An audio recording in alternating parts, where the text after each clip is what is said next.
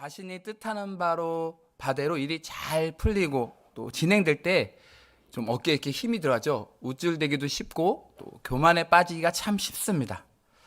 살다 보면 좋은 일만 계속 이어지면 좋겠지만 어디 인생살이가 그렇습니까? 좋은 일도 또 행복한 일도 있지만 의외로 또 어렵고 또 힘든 일이 또 인생 가운데 찾아오기 마련입니다.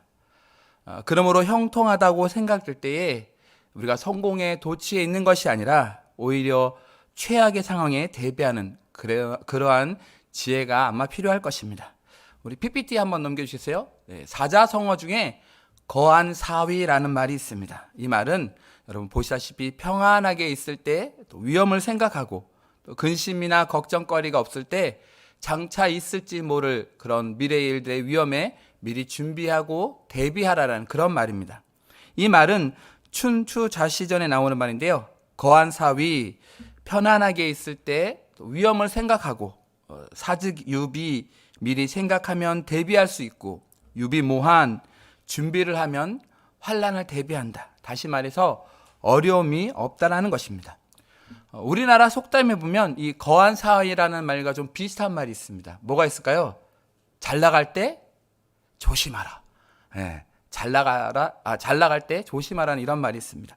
성경에 보면 그런즉 선줄로 생각하는 자는 넘어질까 조심하라 라고 이렇게 고린도전서 10장에서는 말해주고 있습니다.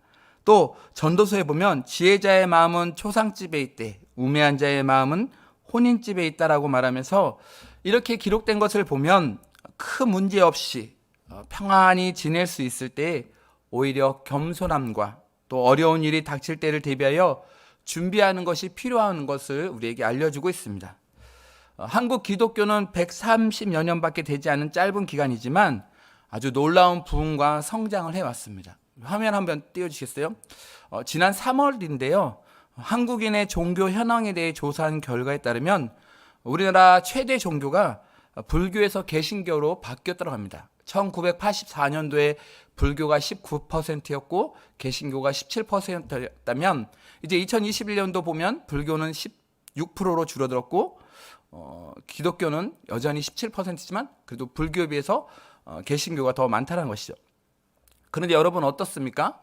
이렇게 불교에서 개신교로 바뀌었지만 지금 상황은 코로나의 위기 가운데 또 교회마다 이렇게 또 확진자가 나오게 되면 많은 사람들이 교회를 향하여 비난과 또 공격을 해오고 또 안으로는 코로나19의 장기화로 인해서 우리 안에 영적인 목마름과 또 공고함으로 덮여 있습니다.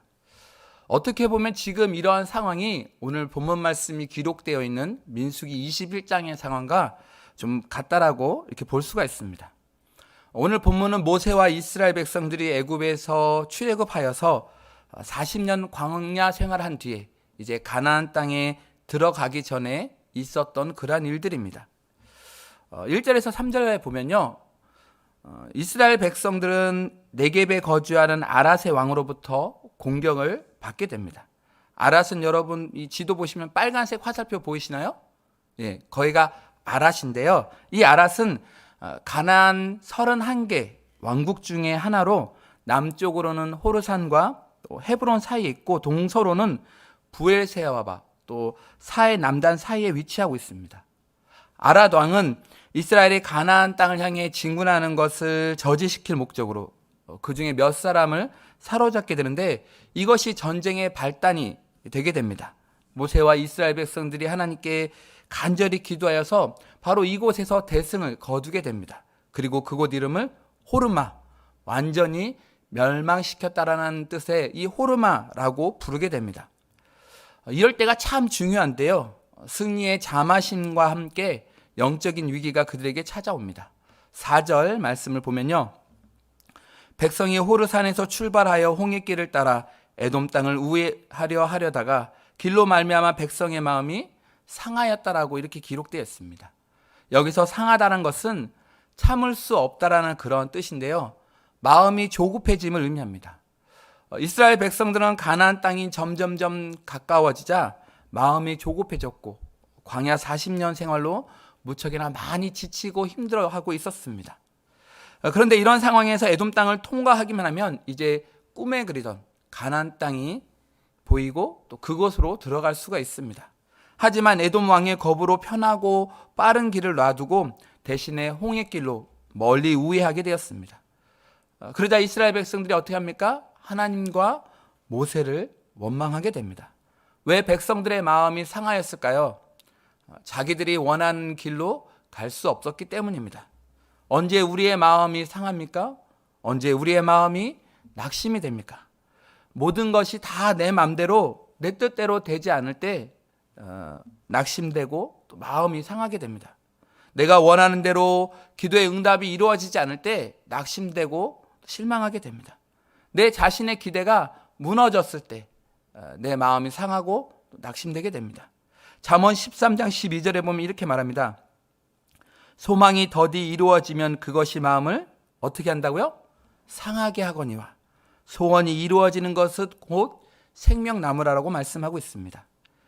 이렇게 우리는 내가 원하는 대로 이루어지지 않을 때 나의 기대가 무너지고 또 내가 소망하는 것이 더디 이루어질 때 마음이 상하고 무척 마음이 참 힘들어집니다. 5절에 보면 이스라엘 백성들의 불평과 원망이 나옵니다. 백성이 하나님과 모세를 향하여 원망하되 어찌하여 우리를 애굽에서 인도해내어 이 광야에서 죽게 하는가? 이곳에는 먹을 것도 없고 물도 없도다. 우리 마음이 이 하찮은 음식을 싫어하노라 하매라고 되었습니다. 근데 여러분, 이스라엘 백성들이 지금 하나님과 모세를 원망했다라고 5절은 말씀하고 있습니다. 여기서 원망이란 것은 대항하고 대적하고 반대하는 것을 의미합니다. 그들은 먼저 왜 우리를 애굽 땅에서 인도해 내어서 이 광야에서 죽게 하냐고 하나님과 모세를 원망합니다. 하나님께서 이스라엘 백성들을 애굽에서 인도해 내시고 또 홍해를 건너가게 하신 것은 그들을 광야에서 죽게 하려고 하는 것이 아니었습니다. 그들을 살게 하시려고 또 젖과 꿀이 흐르는 이 가나안 땅에 들어가게 하시려고 그들을 인도하여 내신 것입니다. 그런데도 그들은 하나님의 약속과 미래의 일은 내다보지 못하고 당장에 죽을 것만 그들은 생각하며 하나님과 모세를 원망하고 있습니다. 우리는 죽을 것을 생각하지 말고 우리를 살리시고 또 회복시키시는 하나님만을 바라보아야 될 줄로 믿습니다. 또한 그들은 식물도 없고 또 물도 없더라고 원망합니다. 그런데 그런 것이 없어서 죽은 사람은 아무도 없습니다. 굶어 죽은 사람도 또 목말라 죽은 사람도 없는데 이스라엘 백성들은 지금 당장 죽을 것만을 생각하고 있습니다. 오히려 그들이 굶주렸을 때 하나님께서는 어떻게 하셨습니까? 그들에게 만나를 내리셨습니다. 메추라기를 내리셨습니다. 하나님의 축복에는 감사치 아니하고 광야 40년이 지나가면서 만나가 싫어지고 이제 질리니까 어떻게 합니까? 이 하찮은 음식 만나마저 이제 싫다라고 그들은 하나님과 모세를 원망하고 있습니다. 감사하는 신앙을 잃어버리면 하나님을 찬양하지 않습니다. 그들은 하나님의 축복을 망각하고 하나님께서 주신 선물과 은총도 싫다라고 말함으로써 결국 하나님의 진노를 그들은 사게 됩니다. 그러므로 우리는 원망하는 말을 삼가해야 합니다. 이스라엘 백성은 마음이 상한 상태로만 그냥 있었어도 어쩌면 하나님의 진노는 그들에게 면할 수 있었을 것입니다. 그런데 그들은 입술로 원망하고 또 불평함으로 하나님의 심판을 받게 됩니다. 생각으로 지은 죄는 곧 회개하면 되지만 일단 우리가 입술로 또 말로 표현해버리면 이렇게 문제가 생기고 맙니다. 죄가 마음에 있을 때 물리쳐야지 입술로 나오게 되면 더 큰 그러한 죄를 범하는 결과가 되는 것입니다. 그래서 잠언 19장 3절에서 이렇게 말씀합니다. 사람이 미련함으로 자기 길을 굽게 하고 마음으로 여호와를 원망하느니라. 영국의 화가 가운데 아주 유명한 로버트 휴즈라는 사람이 현대사회를 가리켜서 이렇게 말하였습니다. 지금 현대사회는 불평 문화의 시대이다. 오늘날 많은 사람들은 불평에 빠져 있습니다. 그리고 가난한 사람보다는 오히려 더 많이 가진 그런 부유한 사람이 더 많이 불평하고 또 불만을 이야기합니다. 왜 그럴까요? 현대인들은 욕심과 욕망이 많기 때문입니다. 그런데 욕구대로 되지 않으니까 자기 스스로를 피해자라고 생각하고 원망과 또 불평을 터뜨리는 것입니다. 저 사람은 나보다 더 잘 살아. 저 사람은 나보다 훨씬 낫잖아. 라고 하면서 비교 의식에 빠져드는 사람이 참 많이 있습니다. 지금까지 우리는 30년 전보다 아니 그 이전보다 얼마나 많은 축복을 받고 있는지 모릅니다. 모든 문명과 문화 혜택을 지금 참 많이 누리고 그렇게 살아가고 있습니다. 그런데도 어떻습니까? 욕심 때문에 감사해야 함에도 불구하고 원망과 또 불평에 빠지게 되는 것입니다. 감사하는 사람은 지옥에 빠지더라도 감사할 수 있지만, 또 불평하는 사람은 천국에 가서도 불평하고 원망하게 됩니다. 문제는 환경이 아닙니다. 우리 마음의 자세에 있는 것입니다. 시편 37편에 보면 이렇게 말씀하고 있는데요. 우리 함께 읽어보도록 하겠습니다. 시작. 여호와 앞에 잠잠하고 참고 기다리라. 자기 길이 형통하며 악한 꾀를 이루는 자 때문에 불평하지 말지어다. 분을 그치고 노를 버리며 불평하지 말라. 오히려 악을 만들 뿐이라. 진실로 악을 행하는 자들은 끊어질 것이나 여호와를 소망하는 자들은 땅을 차지하리로다. 아멘. 누가 승리할까요? 감사하는 사람이 승리하게 됩니다. 불평하는 사람은 다 실패하고 망하게 됩니다.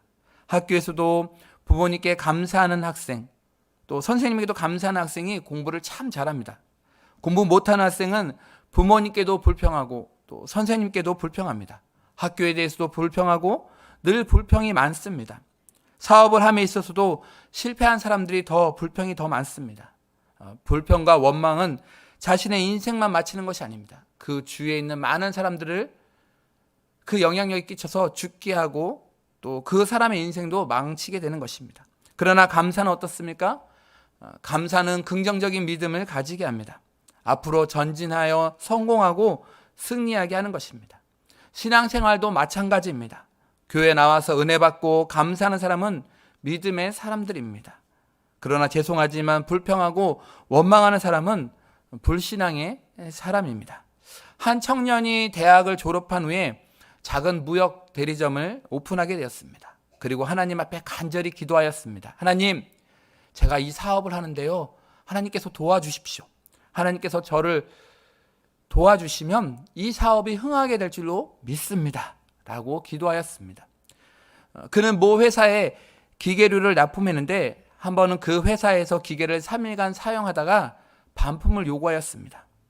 반품을 받으면 피해를 보기 때문에 그는 화가 났지만 그래도 환난과 시험이 닥쳐도 범사에 감사라는 그 말씀을 생각하며 그는 그럼에도 불구하고 감사하였습니다.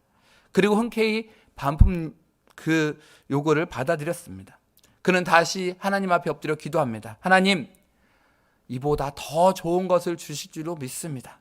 그렇게 될 줄로 믿습니다. 그리고 직원들에게 하나님께서 무슨 좋은 것을 주시려는 것 같다라며 웃으며 직원들에게 이야기하였습니다. 그런데 얼마 지나지 않아서 정말 좋은 일이 생겼습니다.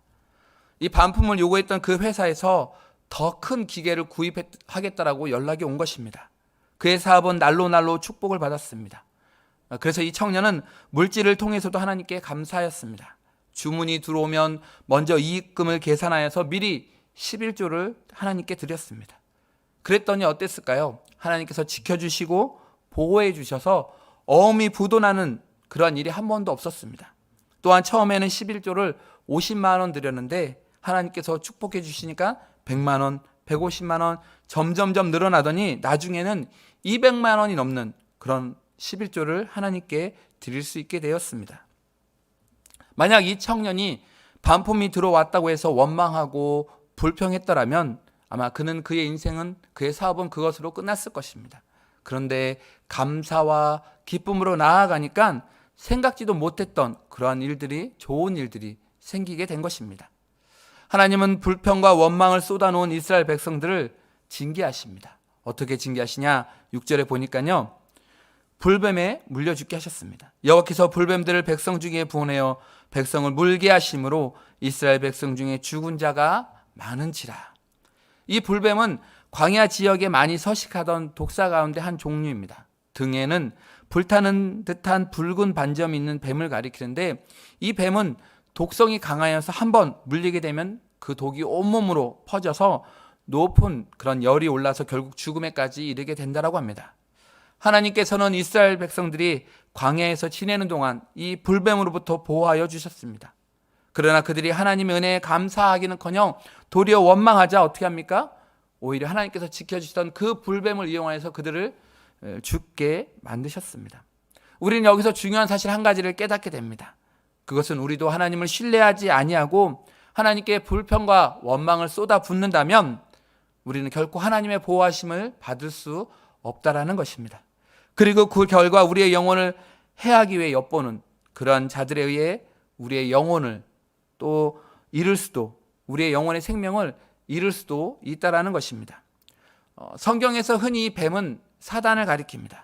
오늘 본문에서 이스라엘 백성들을 죽인 이 불뱀도 하나님의 백성을 해하기 위해 은밀히 다가오는 사단이라고 볼 수 있습니다. 사단은 우리의 삶 곳곳에서 역사하면서 우리의 영혼을 삼키기 위해 노리고 있습니다. 이러한 상황에서 우리가 만약 하나님의 보호하심을 받지 못한다면 어떻게 되겠습니까? 순식간에 다 멸망하고 말 것입니다. 그러므로 우리는 하나님을 신뢰하지 않고 원망과 불평을 일삼으로써 하나님의 보호의 손길에서 제외되는 그런 자리에 떨어지지 않도록 우리 늘 조심하고 조심해야 합니다. 이스라엘 백성들은 모세에게 자신들의 잘못을 인정하고 하나님께 기도드려서 이 재앙을 물리쳐달라고 간절히 요청합니다. 그러자 모세는 그들을 위하여 중보기도하였고 하나님께서는 모세의 기도를 들으시고 이 불뱀의 재앙으로부터 구원 얻을 수 있는 그 길을 제시해 주십니다. 그것이 무엇일까요? 8절과 9절 말씀인데 함께 읽어보겠습니다. 시작. 여호와께서 모세에게 이르시되 불뱀을 만들어 장대 위에 매달아라. 물린 자마다 그것을 보면 살리라. 모세가 놋뱀을 만들어 장대 위에 다니 뱀에게 물린 자가 놋뱀을 쳐다본즉 모두 살더라. 아멘. 한번 따라해 볼까요? 놋뱀을 쳐다본즉 모두 살더라. 놋뱀을 쳐다본즉 모두 살더라. 장대에 높이 달린 이 놋뱀은 십자가에 달리신 예수 그리스도를 의미합니다. 하나님께서는 당신의 사랑한 아들 예수 그리스도로 하여금 죄인들을 대신하여서 십자가에서 죄의 형벌을 담당하게 하시고 또 십자가를 바라보고 믿는 자들을 구원 얻게 하신 것입니다. 이와 관련해서 예수님께서는 요한복음 3장에 이렇게 말씀하십니다. 요한복음 3장 14절 15절입니다. 모세가 광야에서 뱀을 든 것 같이 인자도 들려야 하리니 이는 그를 믿는 자마다 영생을 얻게 하려 하심이라. 아멘. 하나님께 등지고 불평과 원망을 쏟아내던 이 이스라엘 백성들이 장대에 높이 달린 그 놋뱀을 바라보자 살게 되었듯이 오늘 우리도 십자가에 달리신 그 예수 그리스도를 바라보아야 우리의 영혼이 살고 우리의 삶이 회복되고 살아나게 되는 줄로 믿습니다. 이 어둡고 힘들고 또 혼돈스럽고 억울하고 답답한 이런 시대 가운데 오랫동안 이어져 오고 있는 이 코로나19로 인한 우울감과 또 패배감에 짓눌려 있는 이 시대 가운데 우리가 할 일은 단 한 가지. 그것은 상황과 처지와 환경을 바라보거나 그것을 내가 어떻게 개선해 보려고 하는 것이 아니라 바로 십자가에 달리신 예수 그리스도에게 우리의 마음을 집중하는 것입니다. 우리의 시선을 지금에 있는 형편과 상황에 두는 것이 아니라 우리의 시선을 오직 예수 그리스도께 향하는 것입니다. 로마서 10장 14절은 이렇게 말합니다. 누구든지 주의 이름을 부르는 자는 구원을 받으리라 라고 말씀하고 있습니다.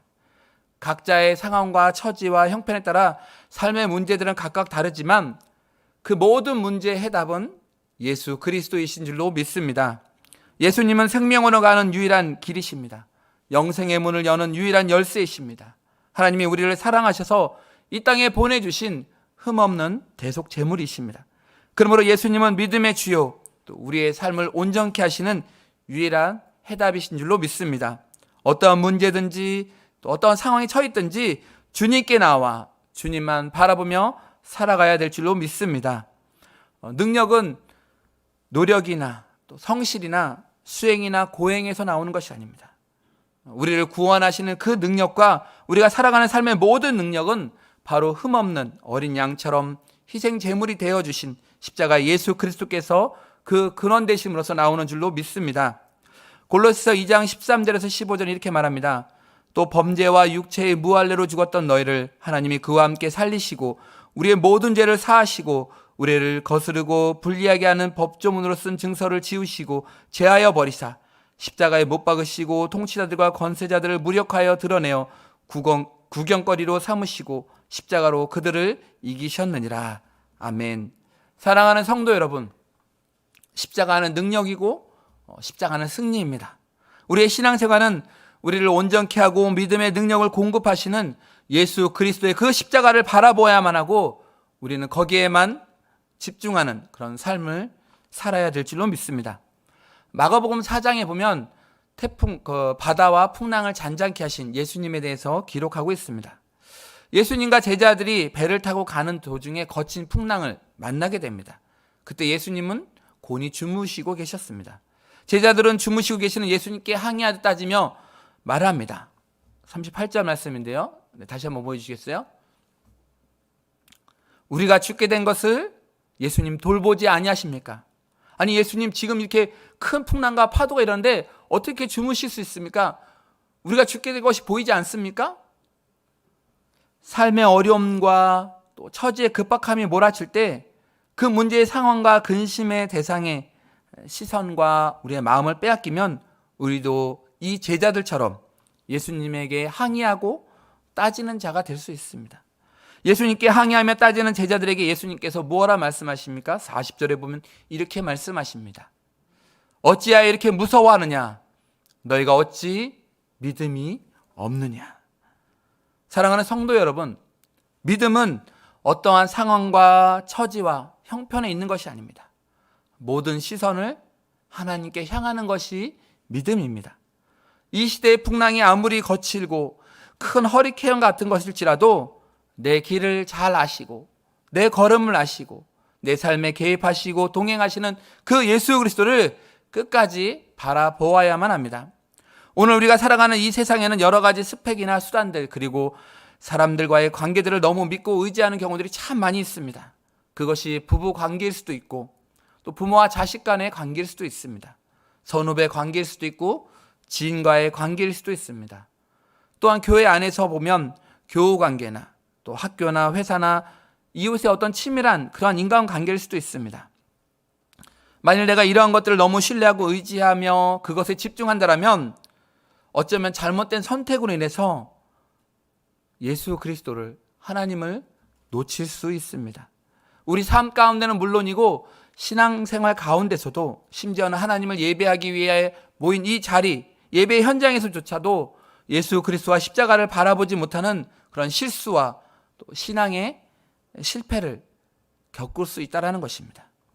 그러므로 하나님을 바라보고 승리하는 그런 삶을 살아야 될 줄로 믿습니다. 하나님을 바라보고 기도해야 될 줄로 믿습니다. 하나님을 바라보고 순종해야 될 줄로 믿습니다. 오래전 국민일보의 어린이 글짓기 대회에서 1등을 한 어린이의 이야기를 소개해드리고 마칠까 합니다. 구로초등학교 3학년에 다니는 동욱이라는 학생의 글입니다. 동욱이는 할머니와 동생, 어머니, 그리고 동욱이 이렇게 네 식구가 살고 있었습니다. 아버지는 감옥에 가 계시고 어머니가 술집 주방에서 일한 돈으로 살다 보니 너무너무 삶이 가난하였습니다. 할머니는 늘 방이 좁아서 늘 라면 박스만한 방이라고 이렇게 말씀하십니다. 어떨 때는 동욱이의 도시락도 싸주지 못하는 경우도 있었습니다. 그래서 어머니는 이렇게 살 바에는 우리 다 함께 죽자라고 늘 이야기하셨습니다. 그런데 하루는 이 동욱이가 친구들 따라 교회에 나가게 되었습니다. 그런데 그 나간 날이 부활절이었습니다. 교회에 갔더니 뭘 줄까요? 계란을 주었습니다. 그래서 계란 2개를 받아왔습니다. 하나는 엄마, 하나는 할머니. 계란 2개를 가지고 집에 와서 할머니와 어머니에 드리고 이렇게 얘기합니다. 엄마, 할머니, 예수 믿으면 구원받는데요. 예수 믿으면 구원받는데요. 그러자 어머니가 이렇게 이야기합니다. 아이고 동우가 우리가 구원 갖고 어떻게 사니? 그래도 우리는 50만 원 정도 있어야지 우리가 살아갈 수 있어. 어머니는 당장에 전세금 50만 원이 필요한데 그 돈이 없으면 쫓겨난다고 말하면서 50만 원 있어야 된다고 이렇게 이야기하신 것입니다. 그래서 동욱이는 학교를 오고 가면서 교회에 와서 늘 기도합니다. 하나님, 예수님, 우리 집에 50만 원이 필요해요. 이 돈이 없으면 우린 집에서 쫓겨나요. 하나님, 예수님, 우리 집 쫓겨나지 않게, 우리 식구들 쫓겨나지 않게 50만 원만 주세요. 50만 원만 주세요. 하면서 이렇게 학교를 오가며 기도하였습니다. 근데 마침 담임 선생님께서 어린이날을 맞이하여서 덕수궁에서 어린이 글짓기 대회가 있으니까 동욱이가 한번 나가보라고 이렇게 이야기를 하였습니다. 동욱이는 아버지와 꽃감기를 하면서 온 식구가 행복했던 그 시절을 떠오르면서 글짓기를 하였습니다. 그런데 1등을 하게 되었습니다. 그러던 어느 날 동욱의 집에 뜻밖의 손님이 찾아오셨습니다. 이 글짓기 대회에서 심사를 맡았던 한 동화작가 할아버지가 물어서 동욱의 집을 찾아온 것입니다. 그 할아버지는 동욱이의 어머니에게 아유 참 똑똑한 아들을 두셨네요 라고 칭찬하면서 힘을 내라고 하시면서 자신이 쓴 동화책을 한 권 어머니에게 드렸습니다. 근데 그 책 속에는 흰 봉투에 10만 원짜리 5장이 정확하게 들어가 있었습니다.